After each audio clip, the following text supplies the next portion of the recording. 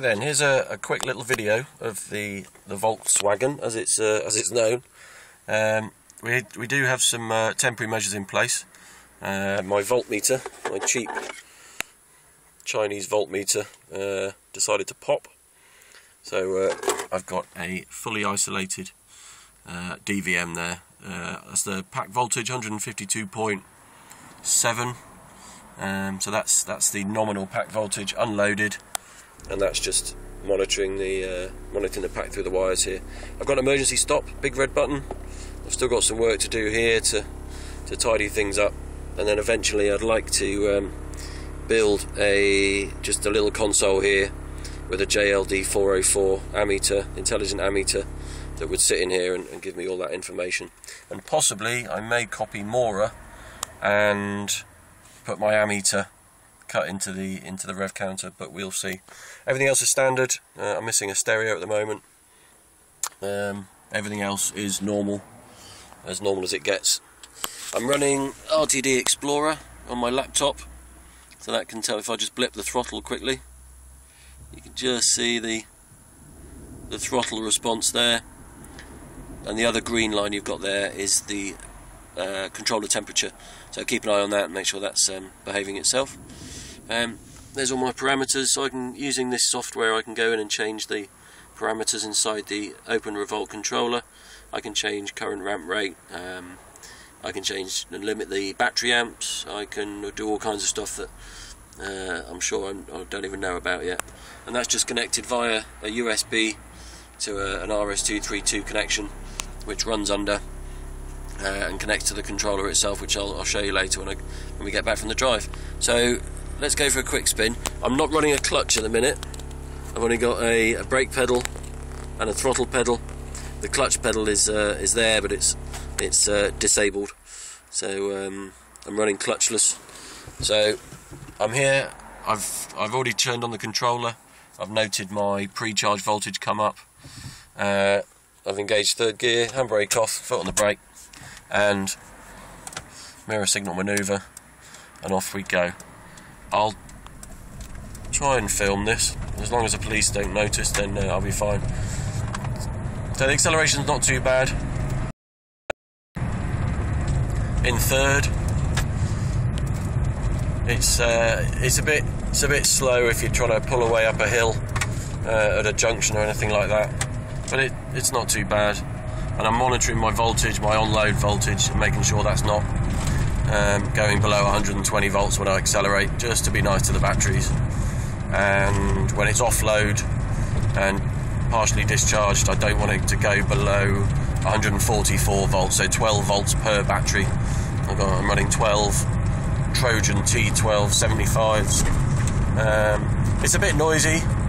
There's a bit of road noise from the back, but that's because the battery box in the boot isn't yet sealed in. That will all get sealed in and silicon sealed around, just to cut that noise down. And maybe I'll put some foam back rubber or something in there, and a parcel shelf as well. But there is a slight vibration from the flywheel, which I need to take that out and correct. So there we go, accelerate, voltage down to 138.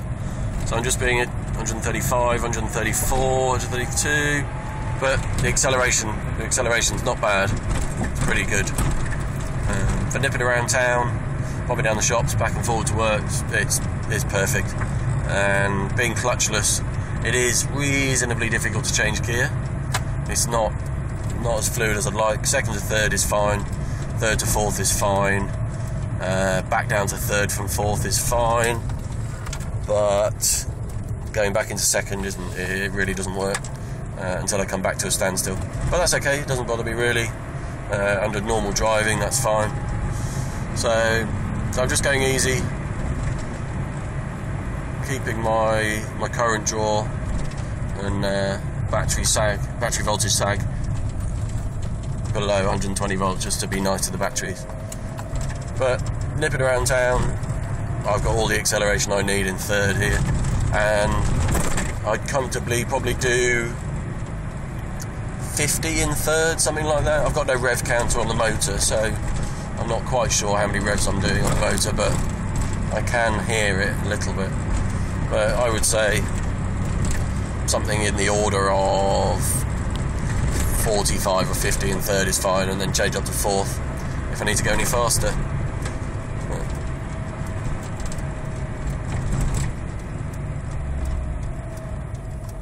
Alright, let's see what she does then in third.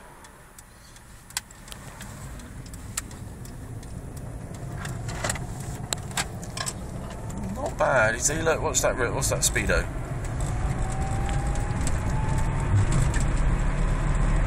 My volts there down to 122, but that was hard accelerating there, harder than I would normally drive it, and faster than I really need, so all is good. And RTD Explorer still working away there, doing its thing, even though it's gone to sleep. But that's monitoring ampere hours used, and I can also download all of the data regarding the PWM or throttle signal or anything like that. That stuff's interesting. It's not essential, I don't think. I'd much rather know ampere hours used and voltages while I'm driving. I don't really need to track the throttle, see what that's doing, but fault finding wise, it would give me it's a handy tool. If anything goes wrong, I can just wire it up to the controller and see what's going on. And here we are, back at the house.